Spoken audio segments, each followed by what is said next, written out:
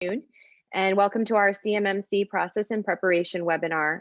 Fedmine has partnered with Cherry Bekaert's Neil Begin and Eric Poppy to bring you this very timely and informative presentation. Founded in 2004, our online platform analyzes and simplifies the increasingly complex federal business landscape in real time, providing you the visibility you need into your addressable market of business opportunities.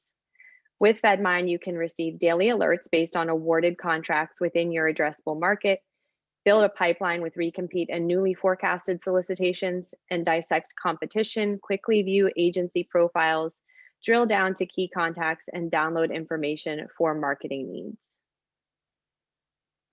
We integrate data from 17 different sources, including FPDSNG, Beta.SAM, USA Spending, and more. Our complete federal spending and opportunity platform is not only used by prime and subcontractors, but also federal agencies and support organizations such as PTACs, SBA district offices, and financial institutions. Really, anyone who has a need for federal spending data can use Fedmine. Following today's presentation, there will be a very quick demo of the platform so that you can see it live in action. I'm pleased to introduce our speakers for today's presentation. Neil Begin is a principal in the Risk Assurance and Advisory Services Group of Cherry Bekaert. He is responsible for leading the firm's IT audit group. Neil oversees co-sourced internal audit projects for businesses and nonprofit organizations, as well as audit and consulting projects for the public and private sector.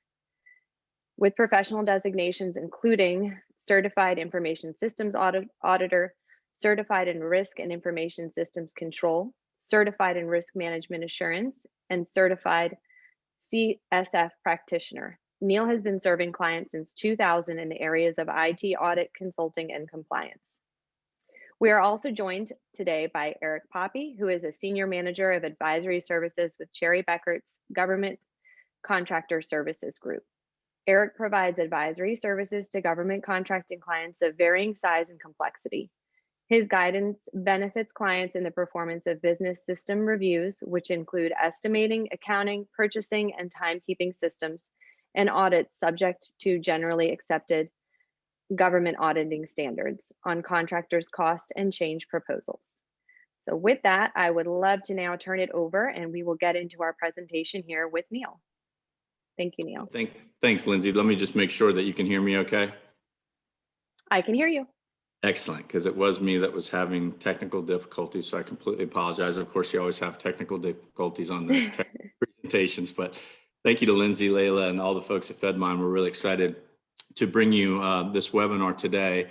Lindsay, did you want to give me access and I'm going to share from my— Yes, thank you. Let's try that. And I will just tell the folks based on the technical difficulties we are having, if for some reason this does not work, we are going to give it another shot another way. And if it doesn't, then we will reschedule ASAP.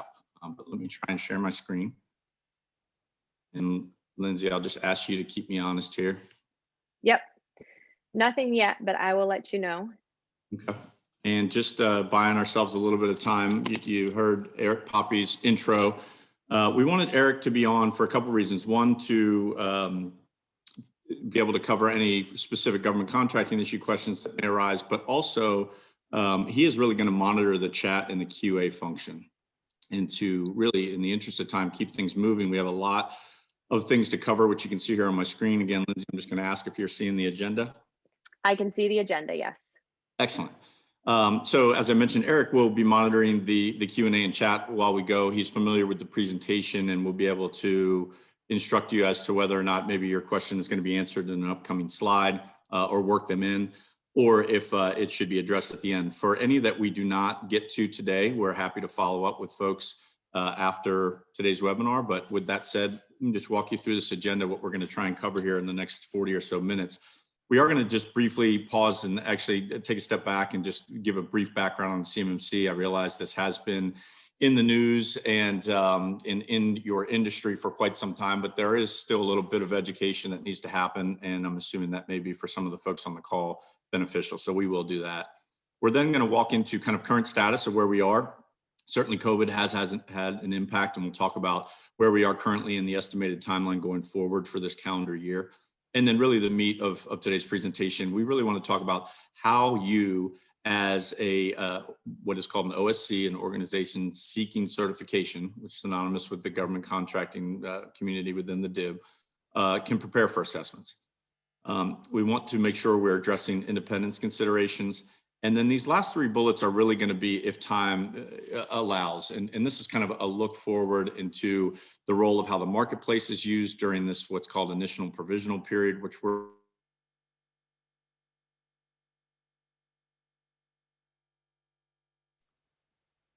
Hey, Neil, I think we have lost you, at least as far as sound goes.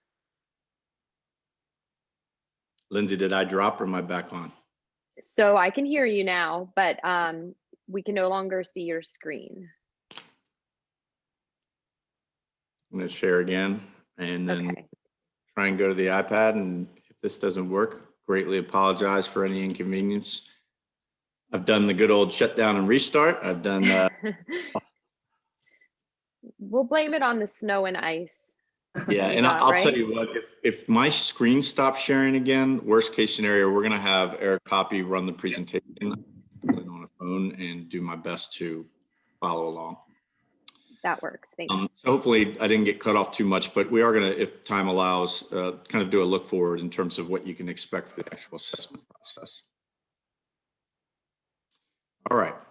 So what is the vision of CMMC? This was really set out with an effort with the DoD in setting up an independent not-for-profit called the CMMC Accreditation Board to establish a unified standard related to DoD acquisitions to reduce the exfiltration of two types of data. Those are called FCI and CUI, standing for Federal Contract Information and Controlled Unclassified Information, really from the defense industrial base. And the reason why I have this asterisk here is you may have noticed over the past year that it's already been appearing in contracts and other agencies, and it is expected to be a requirement in others as soon as this quarter of this calendar year.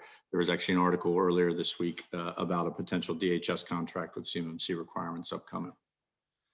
So it's really a model that's based on other widely established cybersecurity standards and other best practices. And the idea is that when you map these practices and processes across 5 maturity levels, that you can range from achieving basic cyber hygiene all the way up to advanced.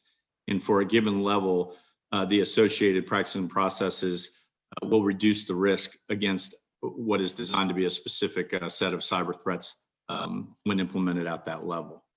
So if you think about why is this needed, and certainly you've seen SolarWinds in the news as of late. Many people know about the Target hack and the Home Depot hack that were so widely publicized years ago, where it actually was not a result of those organizations themselves, but rather a vendor. So if you think about the security perimeter and how it's changed really over a short amount of time, it's not too long ago that folks may remember everything being on-prem, meaning you went into an office, that's where the people were, that's where the computers were, the printers, the documents, the files, and so forth. Whereas now, most organizations are starting to look more like this, and they are using third parties as part of their supply chain to achieve their mission. Many of the folks on the call today, if not all, probably have a environment much more akin to this than the previous slide. As a result, when you are utilizing a lot of folks in your supply chain, that increases your supply chain risk. And therefore, this CMMC model framework was established.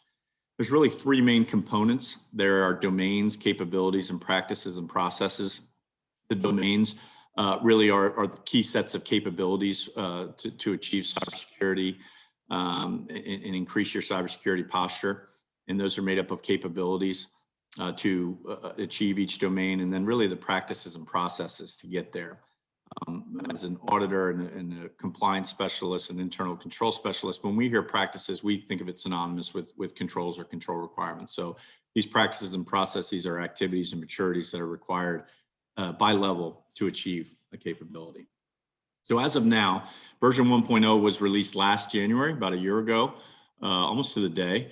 And they have had updates, but primarily they're more administrative than anything else. The bulk of the actual framework has remained somewhat consistent since last January. And that is that it consists of 17 domains based on those best practices. Those domains are comprised of capabilities. Currently, there's 43. And the capabilities themselves are comprised of those practices and processes, which, as I mentioned, are mapped to one of 5 levels. So ranging from CMMC level 1 through level 5. There are currently 171 practices, and these are, again, what we think of as controls or control requirements that are activities performed at each level for the domain in order to measure your technical capability. And then from a processes standpoint, there are 5 of these, and they detail the maturity of institutionalization for each of the practices. Here's a very quick overview of the 17 domains that I mentioned previously. We're certainly not going to dig into these on this call because we want again, the majority of today's presentation to be more about preparation, but just so you're aware, these are the 17, should look very familiar to some folks that have a NIST background. Much of the framework and model is based on NIST 800-171, which is a derivative of a much larger NIST 853. You can see kind of color coded here, everything stacks on one another. So if you were to do level 3, for example, you would have to meet all of the requirements in not only level 1, but also level 2. And the only other thing I'll have you take away here is you can see the physical protection domain being the lightest of blue, meaning it is in level 1 and therefore is part of every single level for CMMC. And that will come up later in the presentation. Just in terms of how things grow. When you have the different levels on the left pane and the number of practices that are introduced, you can see the difference in kind of the exponential jump from 1 to 2 to 3 and so on. And so really at this first maturity level, there are 17 practices that need to be met. And you can see these encompass not only the 15 from 48 CFR, but obviously the 17 are really taken directly from NIST 800-171. And then as you go, you start stacking on additional 55 practices on number 2, maturity level 2, which again, you'd still have to meet the original 17 in level 1, and then so forth. And really when you add up those first 3 is where you get to that 130 requirements metric that so many people know about. Because typically folks at this point are thinking level 1 or level 3. Level 2 is really designed as you're starting to receive CUI and really prepare yourself for level 3. So the idea all along from the DoD is that in terms of contract requirements and RFPs, you're typically going to see either a level 1 or level 3. They don't think that level 2 is going to be used very often, if at all. When you think about those 5 process maturity levels that I mentioned, you can see those in the description here.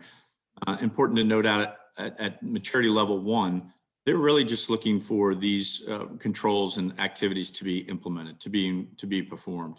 There's no maturity process that is assessed for maturity level 1. However, as you get into maturity level 2 and then really in level 3, and again, since they build on each other, if you're going after level 3, you do need to encompass everything from level 2. You start to see a heavy emphasis on documentation. So maturity level 2 introduces a requirement that policies must cover each of those 17 domains, as well as documentation of really the procedures of those practices to implement the domains. And as you get up to maturity level 3, consistent with an emphasis on documentation is that these are managed, and therefore by managed, they mean that a resource plan has been established and maintained to encompass and to address all of the different domains.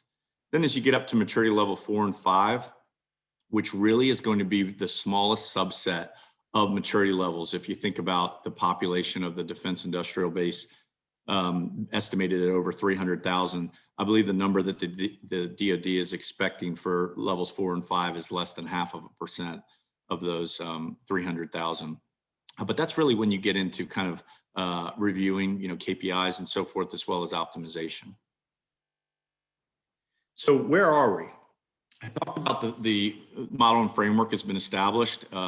It is being used for readiness for numerous folks, some of which may be on the call and or looking forward to preparing for readiness. But where we are now is the pilot program.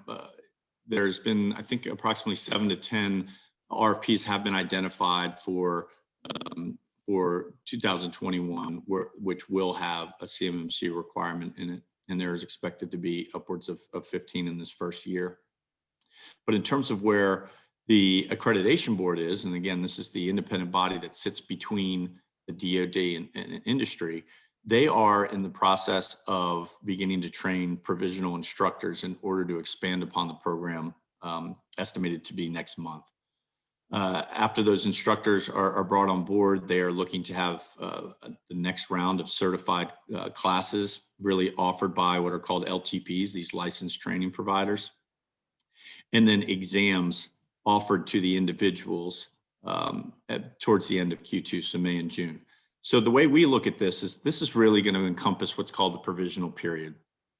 There are only so many provisional assessors in the country. There's approximately 100 that are individuals that are either directly or indirectly tied to an organization, which would be called a C3PAO, a Certified Third-Party Assessment Organization. So really, the way we are seeing it is approximately 50 C3PAOs will handle all of the actual assessments. This not to be confused with readiness, but all of the assessments during this provisional period.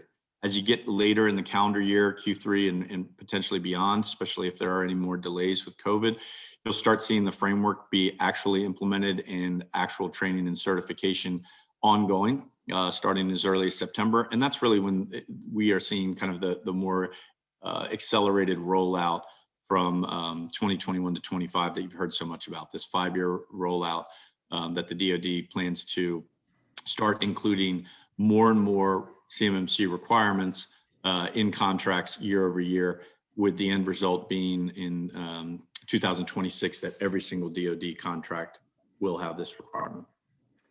So let's jump into preparing for assessments. Before I do, I just wanted to address a very kind of hot topic item 4 and specific to CMMC, and that is independence consideration. So essentially you get credentialed at an individual level, an employee level, as well as an organization level. And when you're talking organizations, an organization such as Cherry Bekaert can and is, for that matter, both an RPO and what's called a C3PAO.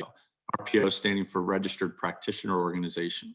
This is really intended to assist organizations with readiness. It's not required if you are a government contractor or an OSC looking to achieve certification that you engage with an RPO, but it is an established credential at the organization level that they have undergone training and have individuals that are credentialed as what are called registered practitioners. Whereas a C3PAO, it is a requirement that only C3PAOs can conduct assessments for certification. So again, organizations can be both, meaning Cherry Bekaert is both an RPO and C3PAO. However, we cannot perform both of those duties, both helping with readiness as well as the assessments or certifications for an individual organization. That's where independence would be violated. And along those lines, it being not being able to provide consulting and assessment services, there's been no statute of limitations as of yet set, meaning we have assisted companies for years with DFAR 7012, which, as you guys know, was based on NIST 800-171, which is the basis for now CMMC. And so that would be considered consulting, and certainly those environments overlap. There hasn't been a statute of limitations that we've seen to say, hey, we helped somebody with DFAR 7012 back in 2017. Does that mean we are prohibited from doing the assessment or not? We're probably just going to, quite frankly, steer clear of it until it is formally documented. The other thing that's not is the scope. So what consulting is identified as, what does that mean in terms of if we've provided IT compliance consulting for another framework, for example? So we have government contractors that may get SOC audits or ISO audits or PCI audits. And if we've provided consulting from there, again, where does the statute of limitations expire, as well as what is the scope if the SOC 2 had either outright or partial or really no overlap to the anticipated CMMC environment? Does that conflict us out? So independence needs to be considered. There's still a couple of loose ends that need to be tied down from the AB, but we wanted to bring that up before jumping into what we consider a three-phased approach for readiness services. This isn't overly unique, to be quite honest with you. We use this for kind of fill in the blank acronym in terms of IT compliance. Some of the words may change, the nomenclature and so forth, but this is a very common process.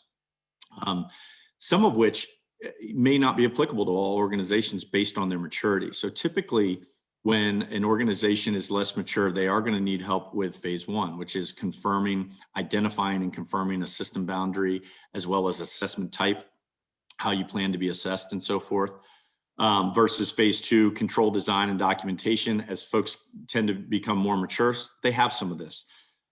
Versus a pure gap analysis, which anybody that's been through a gap analysis, this would be very familiar to you. You bump yourself up against the framework, and we always consider things in one of four buckets. It's either you meet the requirement outright, you partially meet the requirement, you do not meet the requirement, or it's not applicable. And if you think of those middle two of partially meets or does not meet, that obviously forms the basis for your gaps and things that will need to be remediated. So as we've been helping companies prepare for CMMC assessments, we've got folks that really run the gamut on this line down at the bottom here, from less mature to more mature to most mature. We've got folks all the way on the left. This is their first journey into IT compliance. They have no background with NIST. They've never had to comply with any IT standard, let alone government standard, and there's a lot more hand-holding that needs to happen. For anybody on the call feeling the same way, you are not alone, trust me. We've got folks in the middle that maybe have some sort of maturity as a result of going through other compliance areas, some of which I mentioned previously, a SOC 2, an ISO audit, a PCI audit, and so forth, but really need help kind of translating between some of those frameworks and what's really required for CMMC, which is heavily based on NIST. So kind of formalizing some of that control design and maybe shoring up some documentation. But we do have folks that are ready to skip both phase one and phase two and jump right into a gap analysis. These typically are going to be folks that have been in the government contracting in IT space for some time. They hold other designations and certifications. They were very formal in how they approached DFAR 7012 and have gone through formal assessments for NIST 800-171. They may have gone through a DIBCAC assessment, for example, and they are really ready to just jump in and see how they stack up against CMMC. So when we talk about phase one, to back up really the identification of system boundary and assessment type, this is a goal of Cherry Bekaert when we are helping folks at this stage. We want to help determine or confirm, for those that are a little bit more mature, your level and really document why it is that you're going after this level and somewhat justification for it. So many folks that we talk to say, we need to be level 3, we want to be level 3, we want to be level 3. And as we talk and as we learn about what they do and what type of information they are receiving, either from the government and or prime contractors, for example, it turns out that they probably do not need to be level 3. If you've heard Katie Arrington or others from the DoD talk about the numbers of folks that really need to be level 3 versus level 1, obviously, there's a much broader population that are only going to need level 1 certification. So really confirming the level that is required and documenting justification for it, we find to be very important. We also ask that talk to your primes, talk to your subs. There are expectations that are out there, and you want to use them not only as a resource, but make sure that before you go too far down any one path, that you're kind of lockstep in that regard. The other thing would be a huge piece to do during a readiness assessment is determine the scope and document it. And not only document what it is in scope and what ends up being your system boundary, potentially consider documenting why things are not in a system boundary to alleviate any questions that could come as a result of the assessment. And if you think about scope, I mean, this really translates to level of effort overall. So as your scope increases, so does the level of effort, which quite frankly means level of effort, internal burden on your resources, as well as cost of readiness and cost of the actual assessment. But it also increases assessment risk, meaning if we always tell folks, if the requirement is only to do 5 things, you really only should be meeting the 5 things. You don't need to say you're doing 10 things and open yourself up to a risk. It's fine to do above and beyond, but in terms of what needs to be assessed, and I don't want to confuse this with bare minimum, but I do want to make sure folks are clear that involving other things into a boundary that may be future state, involving other components, other aspects that maybe aren't necessarily as mature as other processes does increase the assessment risk and potential for failure. And then really determining, confirming your assessment type, which we're going to talk about on the next slide and document it. So how are you going to be assessed? Is it going to be at an entity level or an enclave level? And being realistic, do you need to be assessed at an entity level? Cherry Bekaert, we need to be assessed ourselves in order to become a CMMC level 3 assessor. And therefore, every C3PO for that matter does. And therefore, we needed to determine our assessment type. And we do many things outside of IT compliance. We do many things outside of the government contracting industry. So, for example, do we need a tax accountant that needs to be subjected to the same 130 control requirements as the folks that are doing CMMC assessments? Probably not. However, does it make sense because of the work that we do in our government contracting group, oftentimes reviewing federal contracts and FCI, to have a broader base? And the answer was yes. So we went with a hybrid approach that we're going to talk about here in a second. So preparing, assessment scope, very, very important. This is determined by your system boundary. You'll hear that term. And really what we want to talk about here is internal and external. And the reason I say that is because CMMC follows the data. It follows that FCI data. It follows that CUI data, how it's coming in, where it's being handled, how it's being processed, how it's going out, where it's going out, and so forth. So when you think about internal, you have this data. It's on multiple systems, may have supporting infrastructure supporting those systems. But you also typically, if you remember that slide I had previously showing how the landscape has changed greatly, is these third parties and vendors and so forth that you use that may also, unbeknownst to you at this time, but as you start getting in and digging and coming into your readiness assessment, you will realize where this data is going to and from, sometimes can be in scope for your CMMC assessment. You'll hear the term assessment objects. These are really components of the system boundary. It's really the what and who is being assessed within that boundary. And you've got things like specifications, typically document-based policies and procedures, specs, system diagrams, network diagrams, so forth. You've got mechanisms. You think about hardware and software, and then the activities themselves, kind of the processes, the systems involving people, like the process to meet a requirement could be things like conducting backups and logging and monitoring and so forth. But then the who is really the individuals, the owners of these control requirements, the folks responsible, which again, especially in this first year of CMMC, could be folks within your organization as well as outside with these third parties if they are determined to be in scope.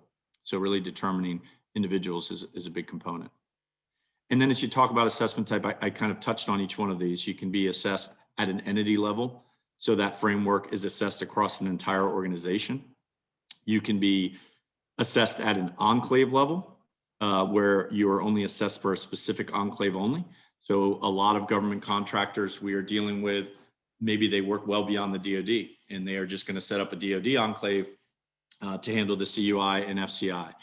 Maybe they work beyond the government contracting industry and do commercial work as well. So setting up just a government enclave can make sense. And then there's also, as I mentioned, a hybrid approach, wherein you can get assessed at different levels for different aspects of your environment. So for Cherry Bekaert's perspective, our goal is to get assessed and certified at a level 1 for the entire organization, and then a level 3 for our CMMC enclave.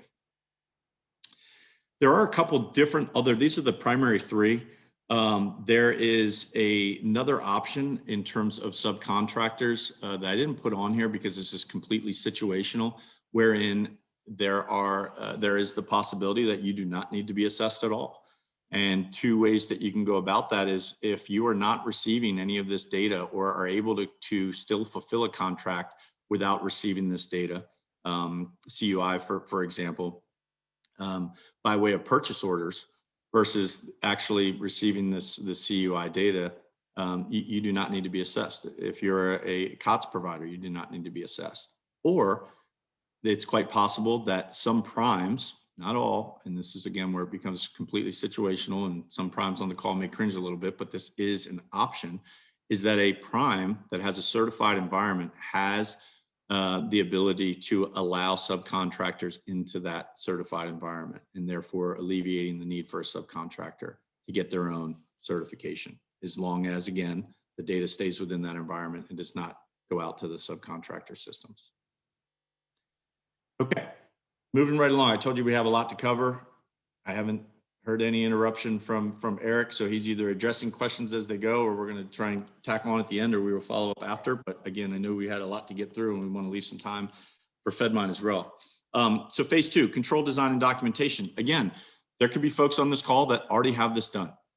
They have already documented how they are meeting the control requirements. They have already gathered evidence and so forth. However, the majority of folks that we're talking to are not there in terms of that level of maturity yet, and or maybe they are to a certain degree, but need to take a couple additional steps. And when we think about preparing organizations for assessments, we take into consideration working backwards into, excuse me, these required CMMC, what is called assessment methods. These are how things are being assessed. There are 3 different types, 3 different ways that these activities can be assessed. It's either by examining, interviewing, or testing. Examining, interviewing, or testing. So the assessments themselves, they will involve all 3 of those different types. However, for each activity, you will be required to demonstrate and have 2 pieces of corroborating evidence from 2 of those 3 assessment methods above.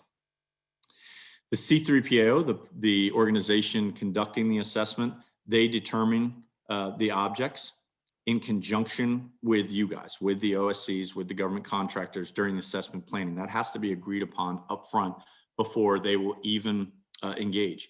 And therefore, when we talk about documenting that, that's why we're trying to alleviate any questions. We want to get you to the point where once you are ready and a C3PO is ready to engage, you've got everything lined up. All your T's are crossed, your I's are dotted. And so you are able to demonstrate through documentation, through the work that has been done previously, these are the assessment objects that make up my system boundary. And hopefully at that point, it's more of a formality than anything else.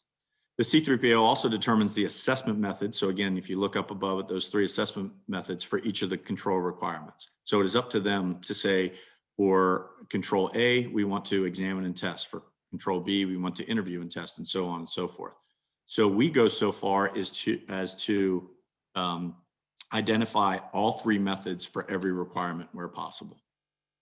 We want no questions by the time the C3PAs come in the door about who can answer this question, what type of evidence do we have to validate that we are meeting this requirement, what could be tested from, what population could we give them, and so forth. So we want to make sure all your assessment methods are covered.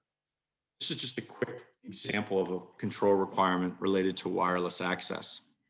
So you can see up in the top left, this is how controls are documented at the CMMC level. So you have the domain. You can see their access control as the domain. And then the first number really determines the maturity level. So now you know when you're looking at the controls, this is obviously a level 3.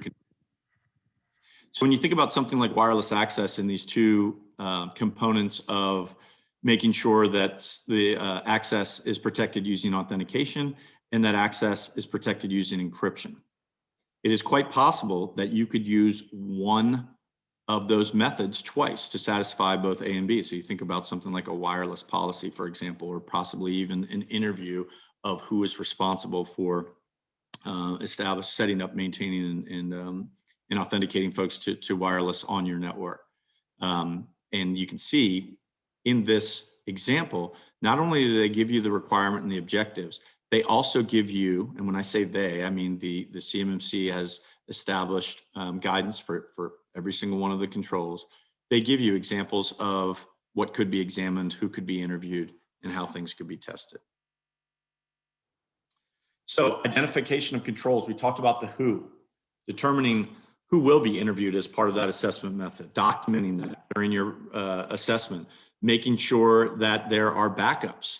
The good old hit by a bus or win the lottery scenario. We want to make sure there's coverage. So when we are preparing folks, we want to make sure that organizations have not only documented the individual responsible, but somebody else that is aware and knowledgeable on how the control requirement is met. When you think about the controls, the how, is this a manual control purely? Is it an automated control? Is it an IT dependent manual control? How are these controls measured? We want to document all of these things up front, again, so that when a C3PAO comes in, it's ideally somewhat going through the motions, because you guys will be that much better prepared. And then really the when of the controls, what frequency are these controls firing? Pulling together this evidence collection up front, the two pieces of corroborating evidence that we talked about. They could be policies and procedures, forms, et cetera. It could be system generated evidence like configuration setting logs, et cetera. Again, identifying up front in the readiness phase, what is it that we have that can satisfy this requirement? What is it that we have that a potential assessor would want to look at? And then really documenting your environment. So documenting in a system security plan, in either within or a separate data flow document of how CUI and or FCI is coming into the environment, where, how, and who's processing, and how, if it's getting out of the environment. You want to have all of that stuff locked up prior to the assessment. And then a POAM, anything that you need to work on prior to the actual assessment happening. Again, the expectation is that you do not have any POAM items when you are ready to get assessed. You should not be starting an assessment if you have any open POAM items. So coming out of an assessment, you really want to get to that point where you have a documented SSP and POAM. Phase 3, really the purpose of the gap analysis is like any other gap analysis you've been involved in. We want to test the controls to identify if there are any gaps or areas for remediation. Very simple way we do this. We ask for evidence. Again, this is things that you may have already gathered and we've helped you gather. We want to see where the rubber meets the road. So we're asking for actual evidence. We are obtaining, reviewing, and testing that evidence to support those controls. And then upon the work that we do, if there are any findings or gaps that are noted, we report that back to you with plans for remediation. And we're in constant communication to talk about what qualifies for remediation, who should do it, what the timeline is, and so forth. That's really going to determine when you're ready to be assessed. The end result is you have a current state SSP and POAM. And the reason we say current state is when we leave the field after initial readiness and leave you with a plan, it's quite possible that you have a current state SSP and a current state POAM that has work to be done. And as you remediate and things move off of your POAM, typically your SSP is going to be updated as well. So I'm going to move very quickly as I can through these last few slides, but did want to talk about a couple things. One is reciprocity considerations, which is a huge deal. As of today, as far as we know, it's still TBD. There actually is a very large town hall tonight that some of you may be attending by the Accreditation Board that we are very interested to see if reciprocity is touched upon. There's some thought that ISO 27001, which some of the folks on this call may have, 27001/2, that could result in up to a 70% reduction in scope. And the reason that would be is because if you've got a certification, and again, this is assuming a same scope as would cover your CUI environment for that matter, there will be considerations for reciprocity. So what we have been telling folks that fall into this category of having other areas, certifications, for example, is if you do not need to respond to one of the RFPs that's been identified in this pilot program, our advice, quite frankly, is to continue working on preparation, continue working on remediating any open items from your POAM, but really wait around and see what happens with reciprocity. I mean, you think about upwards of 70% reduction in scope. Obviously, that's a huge cost savings that should be taken advantage of.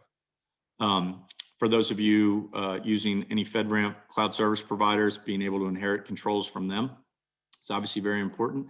And for any folks that have gone through DBCAC assessments, our assumption is that if you've been through a DBCAC assessment, then rather than being assessed for the entire CMMC framework, you would be assessed for the Delta. Most DBCAC was just on the 110 controls of NIST 800-171, and therefore the Delta would be the additional 20 controls for level 3, as well as any POAMs. If you had open items that came out of the DBCAC, those would obviously want to be assessed. All right, really quickly, as you start thinking about marketplace overview, and Lindsay, if you're listening, I've got 1240. I think we were planning to go to about 1250. You tell me if I'm wrong. But just kind of looking forward, when you start thinking about assessments, there is a marketplace that's been established on the cmmcab.org website. And this is meant to help you identify potential folks that could help. It's obviously, there's a lot of good information on the website overall that I encourage you to check regularly. They do make updates.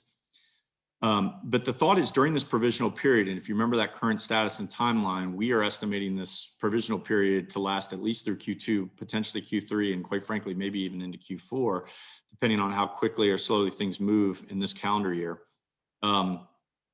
The thought was that priority would be given to those going after an active solicitation with a clause. So those folks going after those RFPs that have in contracts that have been noted in the pilot program.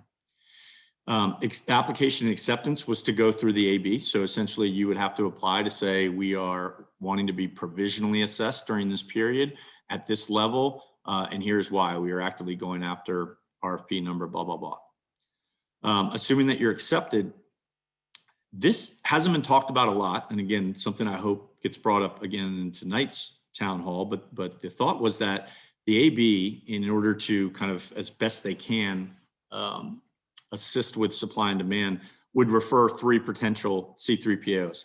Based on what criteria, I don't know. And quite frankly, as a potential C3PAO, not sure what criteria at this point would be relevant. Certainly geography isn't anymore, especially with COVID, and certainly with technology outside of it, not nearly as much. Regardless, once these referrals are made from the AB, assuming they still plan to do that, you as the OSC, the government contractor, you will contract directly with the C3PA. No contracts go through the AB. You would contract directly with the C3PAO organization. Once we get out of the provisional period and we're into kind of the implemented certification period, if you will, you certainly can still use the marketplace to identify potential vendors, verify that they're in good standing and are qualified to do the work and certified and credentialed to do the work. But quite frankly, it will not go through the AB in terms of referrals. So if you've worked with a previous provider before, if you've got an MSP that's going to assist or become a C3PAO, if you've got a golf buddy or a college roommate that works for a C3PAO that quite frankly you have relationships with, it is permitted that you are able to contact and directly contract with C3PAOs in that certification period. The main difference being during the provisional period, at least as much as we know to date, they're hoping that as much of it can go through the marketplace on the AB's website. Hey, Neil.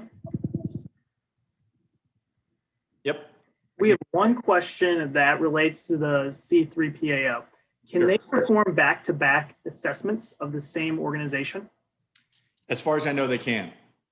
Because a C3PAO, you can only do the assessment. I mean, they have been very clear that, much like I talked about with the independence consulting consideration, you are not able to consult. So if you are to either fail an OSC or not recommend them for certification, you are not permitted to tell them how they can remediate. That would be considered an independence violation.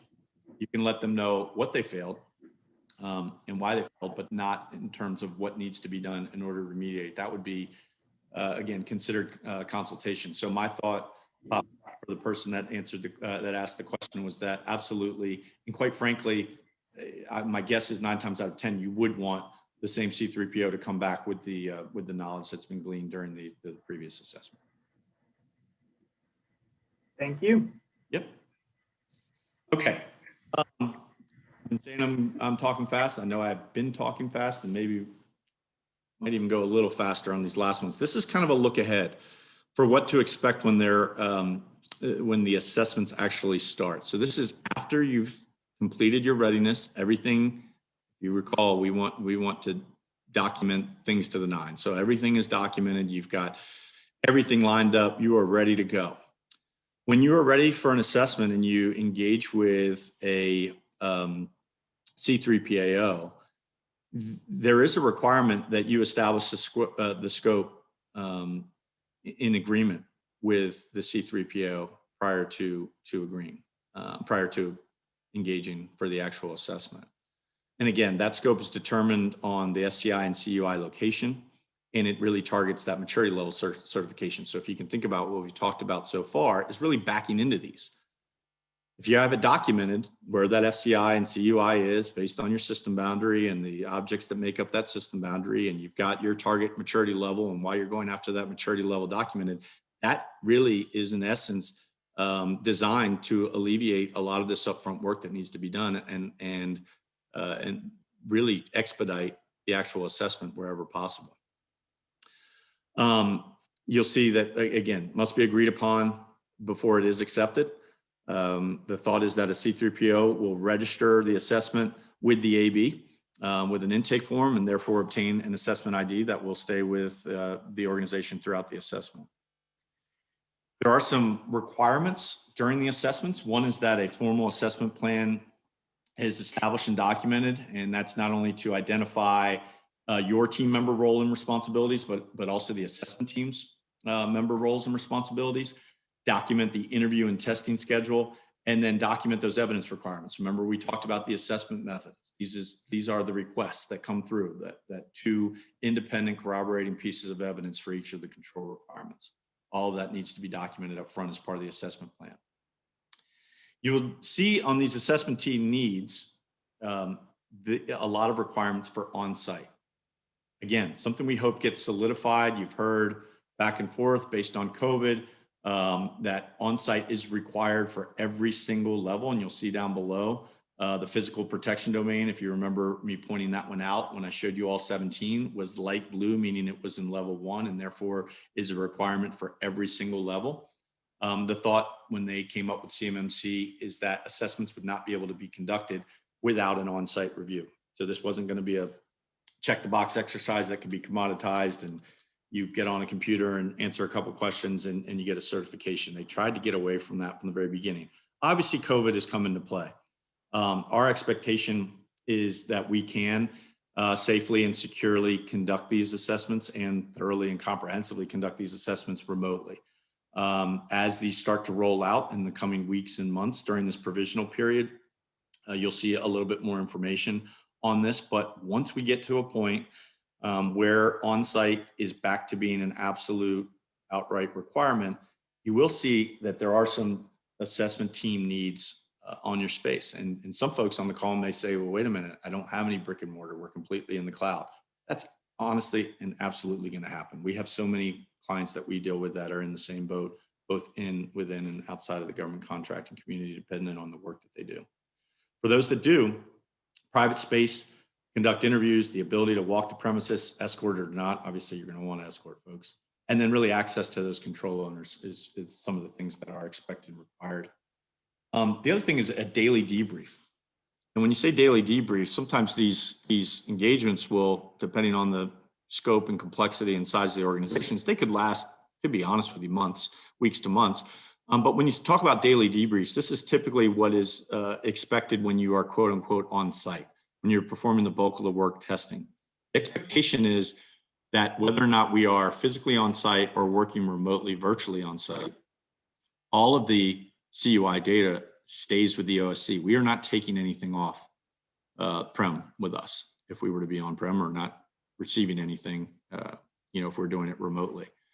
But these daily debriefs between the C3PAO and, at a minimum, your point of contact leading, which again would be identified in the assessment plan, need to occur daily and be documented.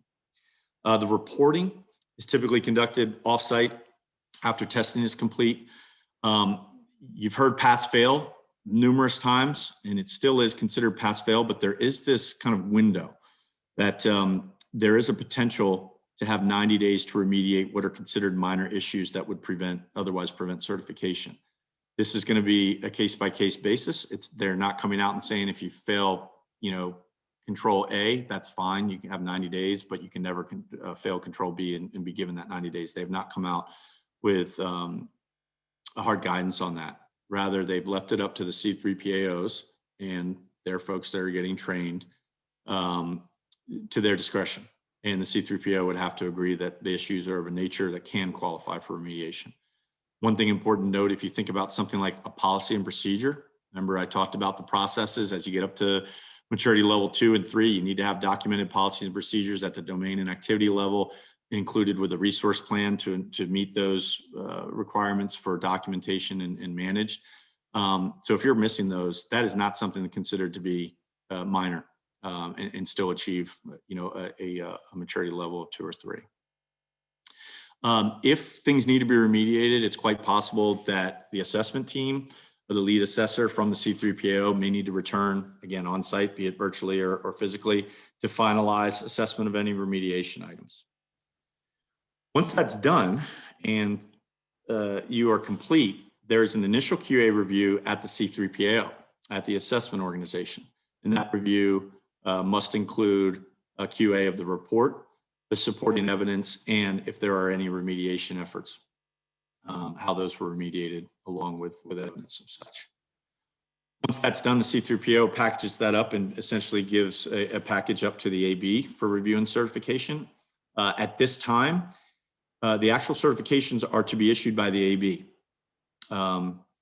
Whether or not that changed during the provisional period or not, there's been some murmurings about an ISO requirement not allowing them to issue certifications. We have not heard one way or the other, but just for those on the call that may have heard that, consider it another TBD. If you guys think about where we are in this life cycle, we are very early on and things will mature like they always do and level set probably over the first year.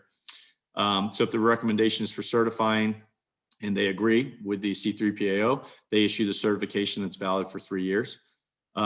If the recommendation by the C3PAO is to not certify and the CMMC agrees, they will not do a detailed review unless you as the OSC files a dispute. So there is a documented dispute and resolution process. This is my last slide, Lindsay, in case you're getting a little nervous. In case of a dispute with your assessor, the individuals or an actual C3PO firm, they have established an arbitration process. And you can see it here. You have to submit within 14 calendar days to file a dispute with the AB. They perform their own review and they either say, we side with C3PO, we're still not giving you a certification. And you can see kind of the criteria here on what constitutes some of this dispute and resolution. Or they can agree that an additional review needs to be done, in which case, more work needs to be done, in which case it's actually done by the AB themselves. 2 things to note is that all adjudication activities must be completed and resolved within 90 days of you filing that dispute. And as well, this last one, that all costs for adjudication, including if the AB has to do their own assessment, are the responsibility of the OSC. So I'm going to, I think, give back the control here, Lindsay, to you if you would like it. If we have any questions pop that you can feed, or we can gather them while Lindsay is going over these last few, and we can circle back at the end after Lindsay gets through her piece. But I appreciate you guys letting me talk as fast and as well as I could, despite the technical difficulty. But we really want to thank the folks at Fedmine. Seems like we do have some things in the chat. I will start now that I'm not sharing my screen, get into those and address anything either in the chat or publicly after Lindsay's wrapping up here. Lindsay? Thank you so much, Neil. That was really, really great, very timely and informative, like I said before. We did have a few people ask, are they going to get a copy of the slides? And we will surely send out the recording and the slides after the presentation today. And you'll also have our contact information just in case some of the questions weren't addressed. So I am very quickly just going to give everyone on the webinar a quick preview into Fedmine. I'm going to try to use some relevant information from the presentation today. But just wanted to show you, some of the searches and information that you can find in the Fedmine platform.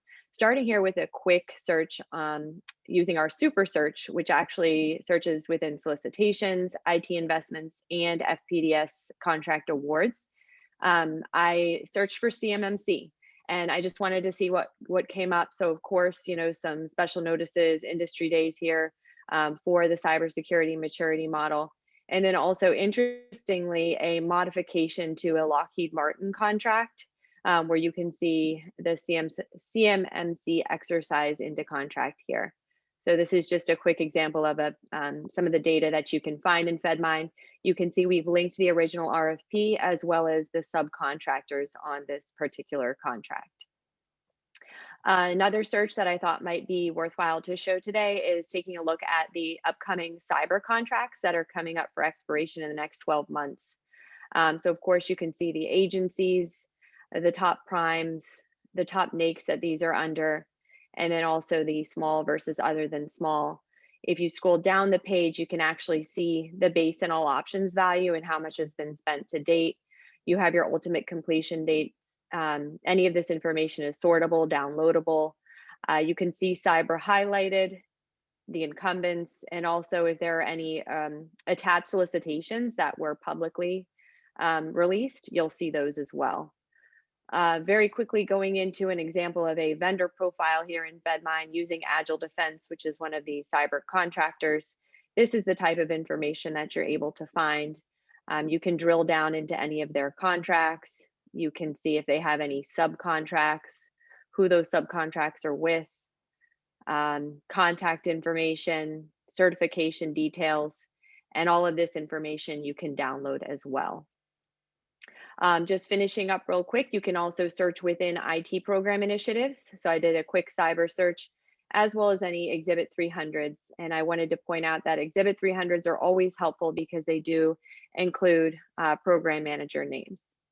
So I am now going to turn it back over to Eric and Neil, and we will finish up here with any questions that we're able to address in the next few minutes. Yeah, thank you, Lindsay. And Pop, I was able to kind of scrub through the Q&A as well as the chat, and just wanted to address a couple things here. We did talk about the role of the C3PO being able to perform back-to-back. I had not heard that you couldn't do both, but certainly kind of stay tuned on that one. That was purely opinion when I answered that one earlier, and ideally, I hope I am right, because I would think there would be efficiencies gained on both sides if the same organization was to be able to come back and already know what had been learned during the previous assessment. So one was talk about how CUI is noted, and certainly CUI is the expectation is that it is marked from the government side, and it is a requirement for them to mark anything as CUI. There is some thought that what potentially you develop as part of fulfilling a contract, and certainly this isn't going to be all of them, but it is not beyond the realm of possibility that an OSC could, in essence, develop CUI when fulfilling the contract. But to answer the question, yes, it is supposed to be marked from the government when they are providing it. One question was, how are C3POs themselves certified? How do I find a good one? I could make a joke here and say you already found a good one, but I'm just kidding. I know we're not supposed to be selling here. How are C3POs themselves certified? So again, this is at an organizational level. There is an application process. They need to be US-owned entities. They need to obviously meet qualifications around the ability to do the work. And by that, I mean, they have to have individuals that are certified at the individual level. So again, there are credentials and certifications at an organizational level, which would be the C3PAO, and then at the individual level. So of the many letters behind my name, you'll see CMMC PA, which is a provisional assessor. Again, there's only 100 in the country as of right now that are either tagged directly to or indirectly to a C3PAO that can conduct these assessments. And as a result, those 50 C3PAO had to apply and be vetted by the DoD. The other thing is that we need to be audited ourselves, as I mentioned. So we actually have to achieve a maturity level 3 certification as Cherry Bekaert in order to conduct these assessments. But that marketplace on the AB, and I apologize for not clarifying for some of you guys at the beginning, AD is the Accreditation Board. And again, that website is cmmcab.org. A lot of good information there. They provide all of the provisional training so far, but as I mentioned in that timeline, their goal is to train other trainers so that they can really roll out and expand upon this program. The marketplace is designed to help you find a good one. The marketplace function right now, everything's just kind of in alphabetical order. We like it right now because Cherry Bekaert's on the front page, but as more come on, certainly we'll probably get bumped down. There is a search feature that you can search by name. And ideally, as that marketplace tends to mature like everything else in the program, you will be able to search with different criteria. Some of the things could be, if you are a GCC high shop, if you are using AWS GovCloud and so forth, there could be criteria in there where certain credentials are held at the C3PAO. Let's see, let me just scroll down while we have a minute or two. One is cost. When will the assessment cost be established for what a C3PAO can charge? There are guidelines actually publicly available. Frank, I'm just saying your name because you put it in the Q&A, so I'll just address you directly. I don't have it at the tip of my fingertips, but I do have it. If you want to email me, I'm happy to provide that to you and anybody else for that matter.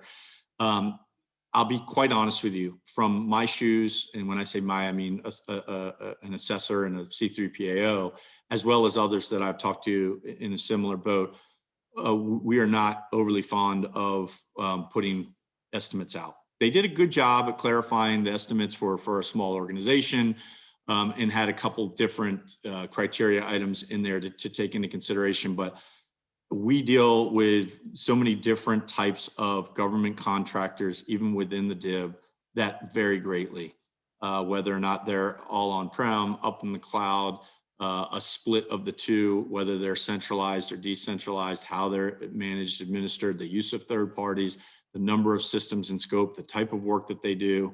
It really, really changes. So there have been estimated costs put out there by the DoD. And there are, I think, ranges. I think they put in hours as well as estimated number of assessors on site and for how many days to do the bulk of the testing. And then you can kind of do simple math. There is going to be a range. The AB has said all along that they are not in business to contract between the various parties. So it will be up to the OSC to engage directly with the C3PAO. And I think, Pop, that addresses all of the questions I saw in here that you hadn't already got to. If for some reason, I know we're a few minutes over, so if for some reason we didn't get to your question, feel free, the contact information is up here. Shoot us an email, feel free to give a call. And we really, really just wanted to say thank you for your time. We're happy to help in any capacity needed, no matter where you fall on that spectrum of, there's no dumb questions for folks that are going down this path for the first time, but there is obviously potential areas of improvement for folks that are more mature as well. So we're happy to help any folks. We just want to thank the team at Fedmine for putting this together. Quite frankly, we've used Fedmine for years and we love it, and we evangelize their product to our customer base, and certainly for those on the call that have not taken a look at it in more detail than they've seen today, feel free to reach out to Lindsay. But we just wanted to say thank you guys for having us. Thank you for sticking with us during the past hour. Stay safe, stay healthy, and we will talk to you soon. Thank you so much, Neil and Eric. Thanks, everyone. Have a good day.